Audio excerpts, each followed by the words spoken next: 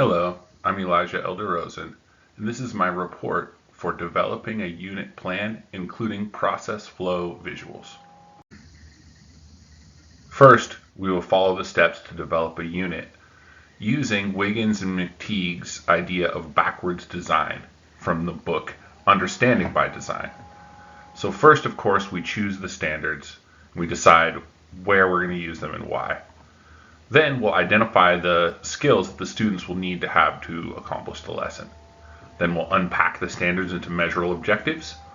We will identify the lessons that will be used to teach the standards, and then we'll talk about the theories that we used to inform our instruction. For our model lesson that we'll be using to exemplify how to plan a unit plan, we chose the standard High School Life Science 1-3, plan and conduct an investigation to provide evidence that feedback mechanisms maintain homeostasis. And of course, there are a number of different substandards under the main standard.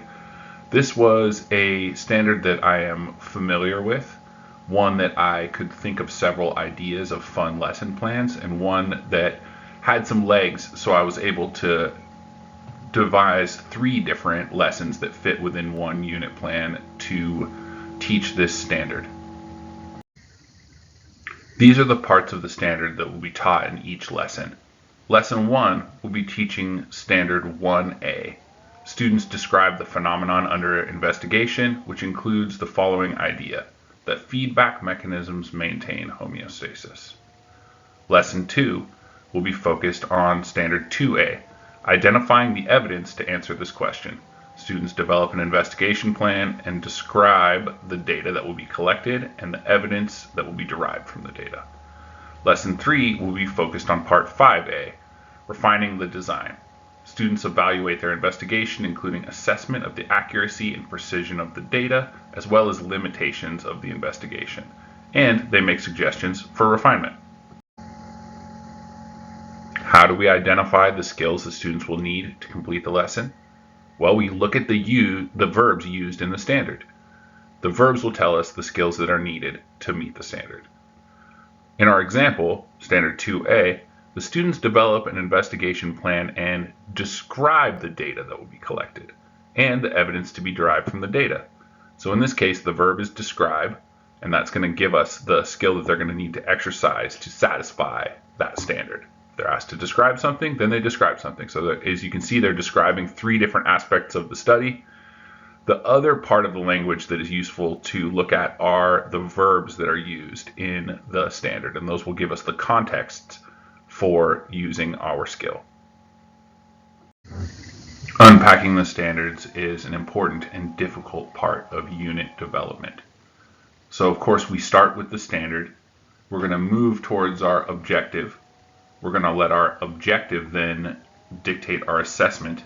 And then from our assessment, we'll figure out the tasks that we're going to have our class do. So the first step is to look at the language of the standard.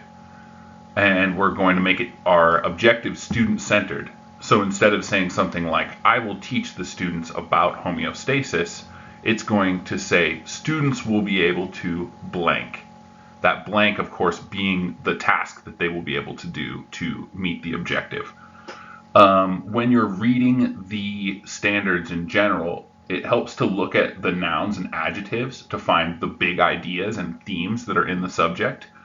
That'll help drive essential question ideas and understanding ideas, like students will understand that homeostasis is controlled by feedback mechanisms, for example. Once we identify the verb, the stated or implied real-world performances will be found by the verb. That will give us ideas for performance tasks. So that's sort of the flow, as you can see, to find out what we're going to do as we unpack our standards. You can see that we're going to make them student-centered. We're going to focus on what students will be able to do by stating students will be able to verb, as it shows you right here. And then once we've got our objective, there's a really good way to test it, and that's the Hey Dad test. So for example, if I'm writing an objective about students will be able to describe how homeostasis works using the key vocabulary. The student would have to say something like, "Hey Dad, come watch me describe how homeostasis works," keeping in mind positive and negative feedback loops, factors like heartbeat, sweat, etc. And then, of course, we're going to move on to taking that objective and moving it into an assessment. So the assessment needs to contain the same verbs that the standard and the objective do, because those are the skills that are going to be required to meet the standard. So that is really one of the key aspects of the backwards design model, is that we're going to make sure we're satisfying the standard by going through this unpacking the standard process and arriving at assessments and activities that directly support that standard. Now that I have unpacked the standards into objectives, what lessons did I choose to teach the skills and knowledge necessary to satisfy those objectives? Well, there are 3 lessons. All of them take a part of standard HS-LS-1-3 about homeostasis, and each lesson focuses on a different aspect of that. So the objective of lesson 1, the jumping jack lab, is that students will be able to describe the connection between the jumping jack activity and homeostasis, taking into consideration oxygen, sweat, and heart rate. So this class follows the direct instructional model outlined by Instruction, one of our textbooks from the class. So it has an opening. It has a section where we get new information. It has guided practice, individual practice, and an exit ticket at the end. All 3 of these lessons address the standard in the same way, by following that pattern and then summarizing it with an exit ticket to formatively assess the lesson and generate data towards the goal. The main theory that I'm applying in these lessons is the theory of social emotional learning. So there are several aspects of SEL, we'll call it SEL for short. There are several aspects of SEL in this lesson. The first is self-management. So during the opening section of every lesson, the students will get out their academic planners that are in the front of their science notebook and copy down the agenda from the overhead. They will have many chances to develop relationship skills. I engineer many different activities such as pair and share, group work, or even just flexible grouping, where students could sit with each other and develop relationship skills by talking to each other and relating to each other in general. And then the third application of the theory is self-awareness. So each exit ticket will include a question to check in with the students about their social emotional well-being. This has been shown to be, all of these have been shown to be very effective ways to help students feel appreciated and seen, and to help them express themselves, be more healthy in a social emotional way. How to assess the objectives. We need to ask ourselves questions like, what evidence of learning is needed? What tasks will the students need to perform? What should we do to determine the student's understanding? So using my unit lesson as an example, I will be performing multiple formative assessments. I will not be doing a summative assessment because the summative assessment is designed to test the knowledge after it's taught, and it will be in this section of the book. After 3 units, there will be a large summative assessment that goes back and tests that knowledge. So for now, the students will show what they comprehend on the subject of homeostasis and how it is controlled by feedback mechanisms through verbal description, drawing diagrams, group, and whole class discussion. So this will look different in each one of the lessons. In the first lesson, since they're acquiring new knowledge, they will be formatively assessed during their ed puzzle. It'll check for understanding before it allows them to move on. And they will be formatively assessed by the exit ticket at the end of each class period. The exit ticket is specifically designed to ask questions that are directly related to the objectives. So in this one, they're asked to describe. So the assessment will obviously ask them to describe, and this will be again in the form of verbal and drawings and discussion.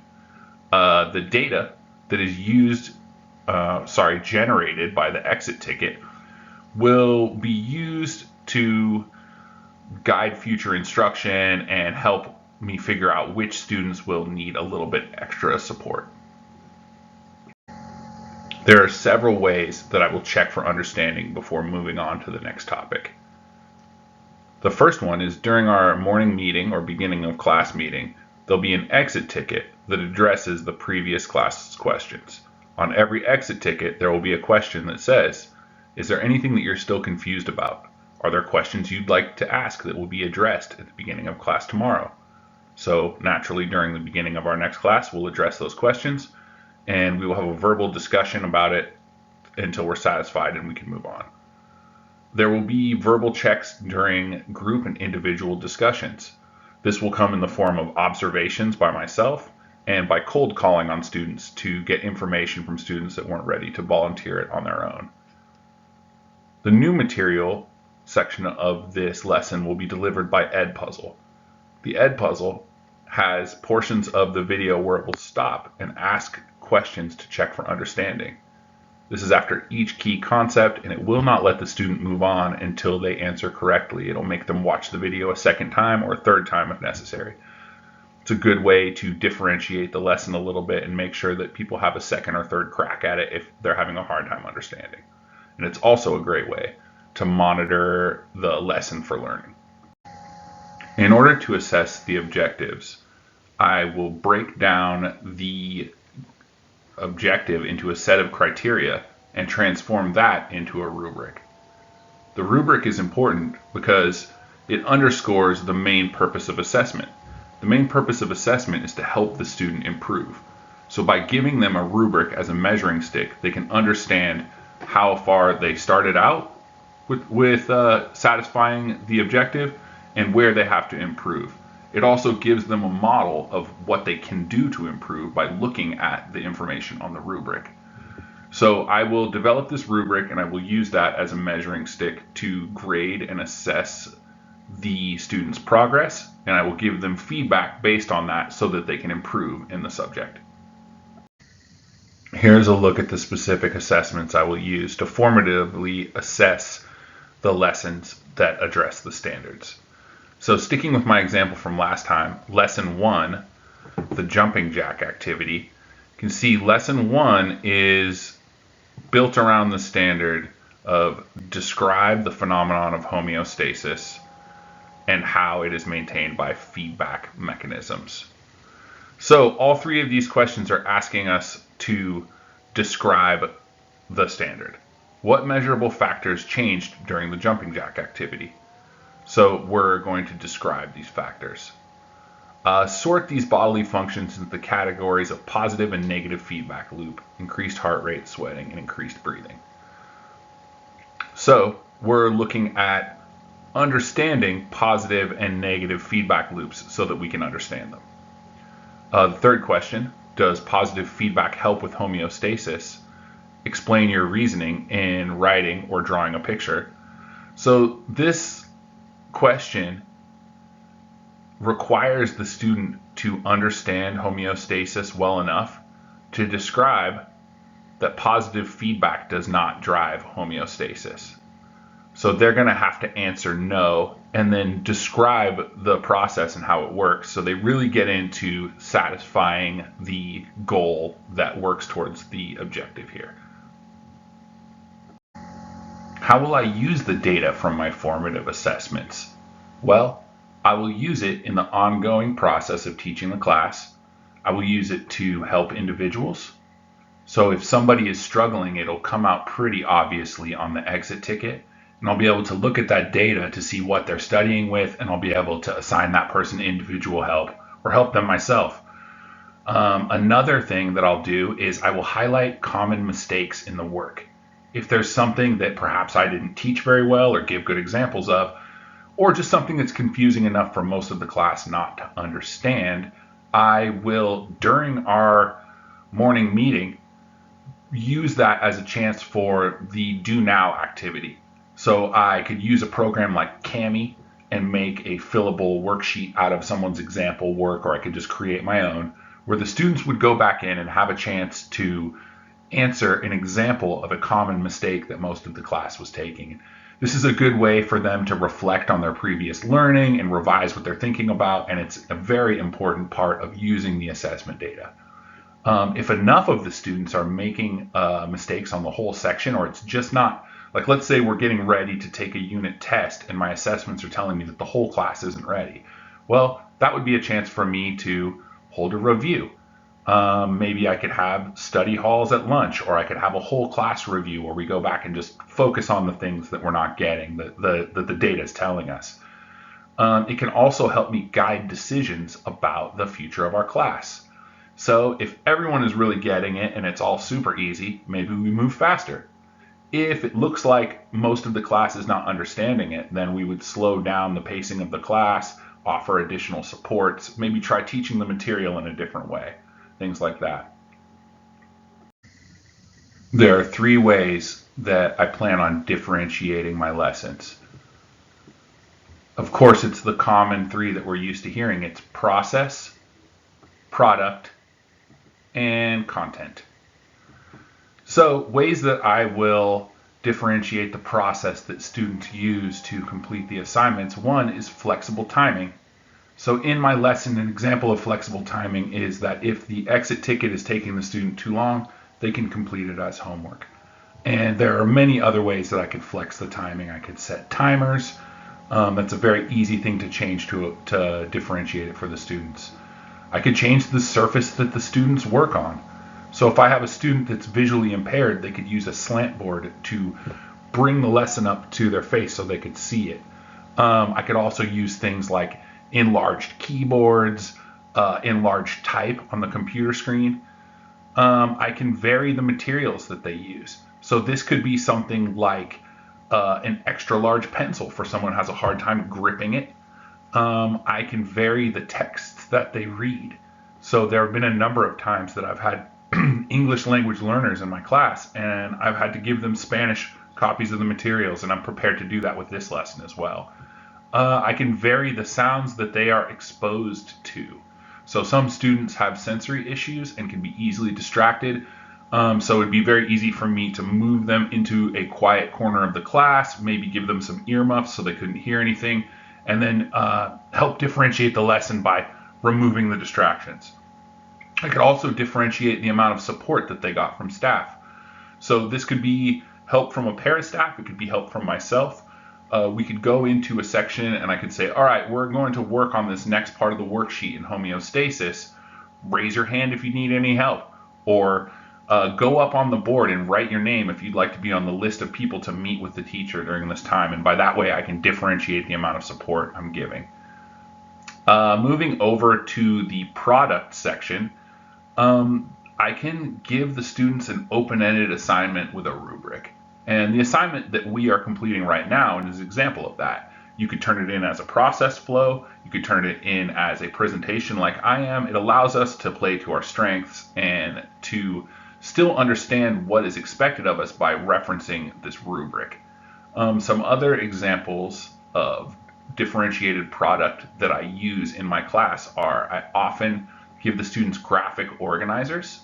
I allow them to explain themselves in drawing, writing, or speaking. So if one of the students had a hard time writing but was a good talker, they could come up and they could verbally describe it to me for the exit ticket. If they have a harder time writing something down as a paragraph, I could have them draw and label a diagram. For a student that was possibly lower functioning, I could give them a partially labeled diagram or a diagram that has the blank outline already there and just has spaces for them to fill in the words. So essentially scaffolding is a good way to differentiate the product. As far as differentiating the content, I'm trying to incorporate as many universal design for learning concepts into my classroom.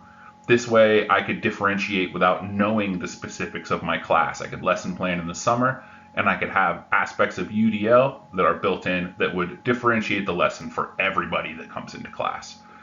For this specific lesson, I'm going to have them interact with the content in a variety of different ways. They're going to be able to ingest it in an audio format, a video format. They can read it in writing.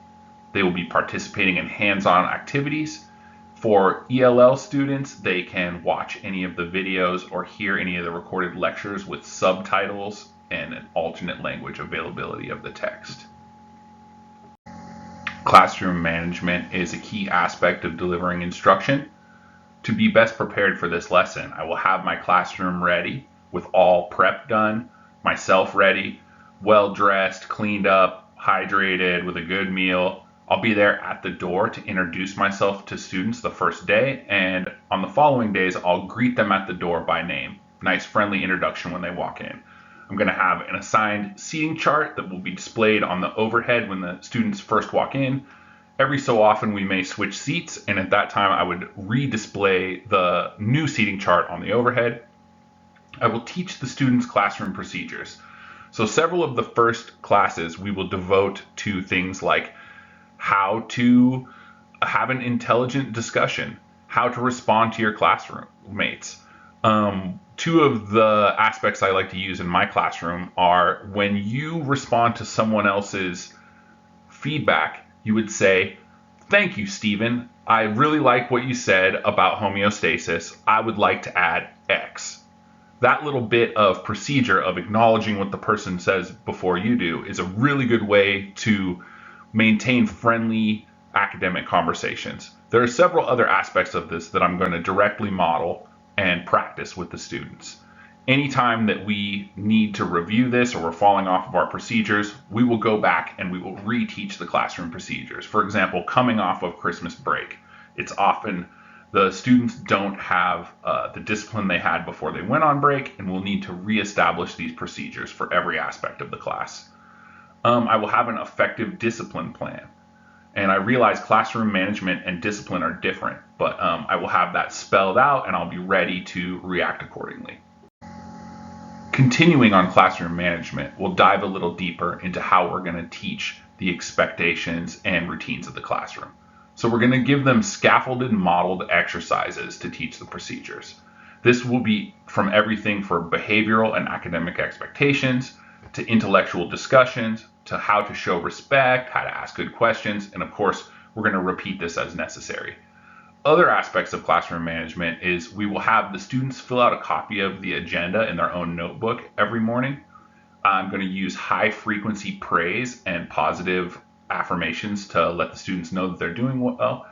Every exit ticket is going to have a social emotional wellness check-in as a question. It's not going to feel like a check-in. It's just going to ask them how they're doing, but it's going to give them a chance to feel heard, appreciated, and like they're part of the community of the classroom.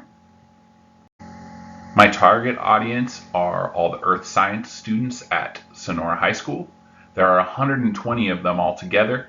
In those classes, there are 11 English language learners and 12 students with individualized education plans. There is some prerequisite knowledge the students will need to have to be able to understand and succeed in these lessons. In this case, they're going to be the vocabulary from previous scientific lessons, such as variables, hypothesis, research question, bias, just as an example of some of the terms. Students will need to know how to read and interpret an academic paper. So we will review some of that, but they're going to need to know what an abstract is, how to find the academic paper and search through the internet.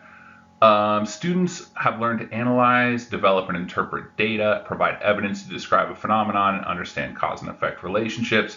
They're going to need to know how to be able to do all of that to be able to perform the hands-on lab activities. And they're also going to need to have the building blocks of understanding the organization of matter and energy flow in organisms. So we're going to expand upon that. So they would need to have the understanding up to an 8th grade level to be ready for this. What skills do the students need to learn to be successful with the objectives? Well, let's use lesson 3 as an example. In this case, we've got students will be able to identify the limitations of a sample investigations, and they'll be able to make suggestions for refinement. So there are several skills that they're going to need to use when reading these papers and identifying the limitations, making suggestions. They are going to need research skills. They are going to need analytical thinking skills. They are going to need the ability to problem solve. They're going to need the ability to infer. They're going to make sure to identify the limitations, and they're going to judge relevance. This last one really comes into play as they're looking at the different parameters of the study and they're judging whether they're relevant, they're judging whether it is potentially a harmful limitation to the study. What activities did I choose to address the standards in each lesson, and why? So, as we take a look at these 3 lesson plans in general, you can see, looking at all of them, they have a similar structure. All of them begin with a do now activity. This is because the research best practices I've looked at say that this is a good way to engage students when they first come into the classroom. This is a good way to keep them busy and to establish routine, as well as connect to the previous lesson and check for understanding. During my lesson 1 section, I will be introducing new information with an ed puzzle. I like this as a way to introduce new information because it allows the students to see the presentation in multiple types of media, and it stops to check for understanding as you move along. So that's sort of built into both of these. The do now activity, we check for understanding by just having a conversation, looking at the answers that the students are volunteering when we're talking about the previous work, or even in lesson 1, since we're working on new material, we would talk about what we already know about homeostasis and what we could share with the class. So you get a little bit of a formative assessment just during the discussion for the opening meeting and the do now activity. During the ed puzzle, it gives you a bit of a formative assessment as you move along, because it checks for understanding and it makes the students re-watch that video if they need to. The next most important part is a hands-on group lab activity. And this is designed to keep the students busy, help them work in groups. It just satisfies a lot of teacher performance expectations, and it is directly related to the goal of teaching about describing homeostasis using positive and negative feedback loops.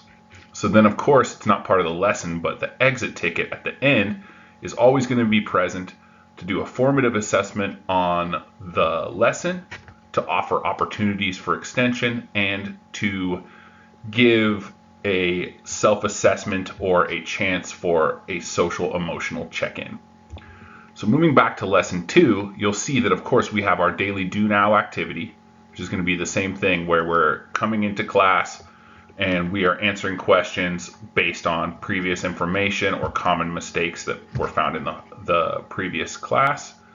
Then we're going to do a short review of the previous information just to, it was new and we want to make sure everybody got it. Then we're going to move on to a scaffolded worksheet. So the reason I chose the scaffolded worksheet is it allows me to teach to multiple learners at once. It's got easier exercises, it's got medium exercises, it's got a chance for extension. The first part of the scaffolded worksheet we'll be completing during the guided practice portion.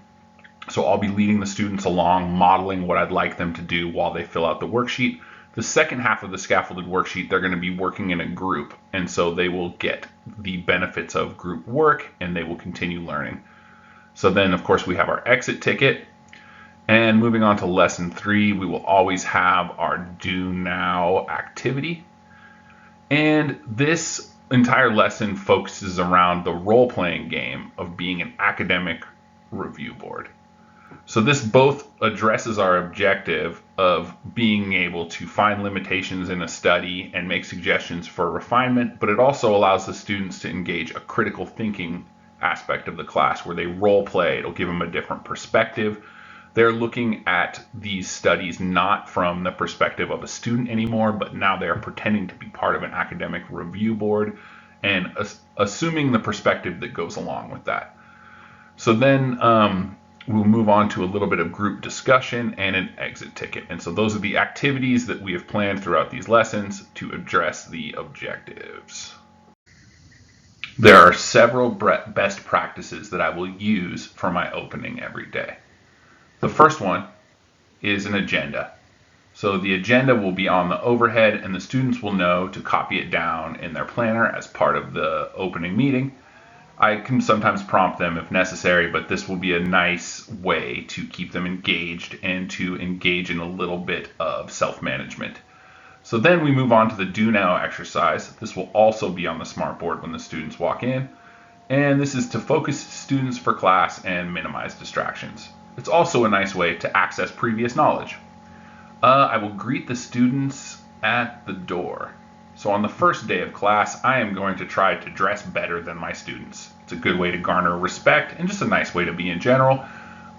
Every day I will be waiting at the door to greet them when they come in, to show them I am ready for class and I'm excited that they're there. I will have an assigned seating chart on the overhead the first day of class. After the students are used to it, I'll take it down, but every so often I may have the students change seats. So it's nice to have them in assigned seats. I can, of course, move this around if it suits me in any way to make the class better. In some cases, I like to front load vocabulary for new material. In some lessons, I may have the students read the chapter as homework and then use a flipped lesson plan in class. In the case of this unit, I am using the direct instructional model. So I will not be front loading the vocabulary and I will not be having them read the chapter as homework, although I think those are both very good ideas for ways to introduce new material. I will be developing a word board, so I'll have a blank piece of paper on the wall, and as we go through these, we'll have a class volunteer write the new academic language and the definition on the board, and we'll leave that up for the duration of the lesson.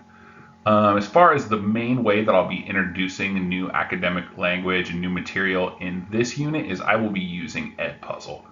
So Edpuzzle is awesome because it is a way to introduce new material in multiple modalities. Of course, if someone was blind, they could hear it as just audio.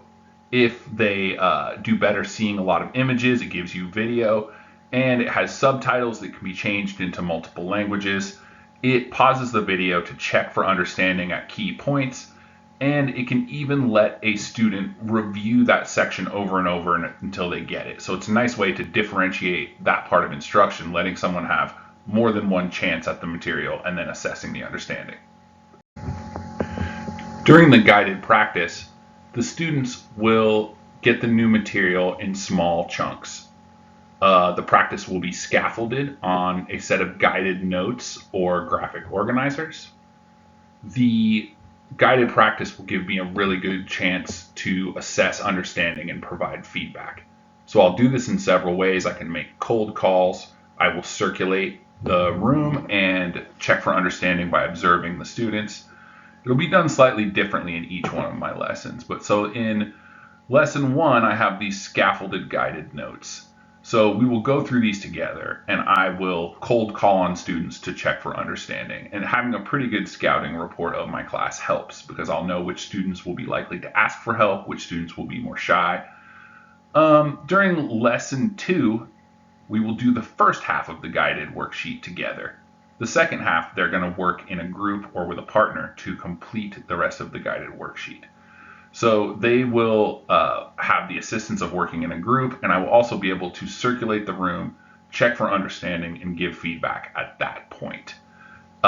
During lesson 3, they will be following the same pattern. They'll just be using the sample study worksheet instead of a guided note packet. During the independent practice portion of all 3 lessons, the students will have an opportunity to process and rehearse new information, and they will work towards independent learning. Of course, this is an independent practice, but they're still going to have the support of the teacher roaming the room. I will monitor student performance based on the objectives, and I will provide feedback after the task is completed. So in all 3 of these lessons are designed to address the standard. So the jumping jack lab asks them to describe homeostasis. The lesson 2 group work scaffolded worksheet allows them to develop an investigation through filling out different parts of the scaffolded worksheet. Lesson 3, they engage in critical thinking protocols by engaging in role play and pretending to be an academic review board. Each one of these lessons is specifically tailored to address the goals and the objectives. The reasons for collaboration are many, and they can serve our students in a number of different ways. For students that have individualized education plans, I'll frequently collaborate with the special education teacher, including taking data on their IEP goals and attending their IEP meetings. I will regularly collaborate with families and parents of students by sending home a monthly newsletter, making frequent phone calls to parents and students, and conducting parent-student-teacher conferences. I will regularly collaborate with my administrators and other teachers. The collaboration with the other teachers is vital. We can do shared lesson planning.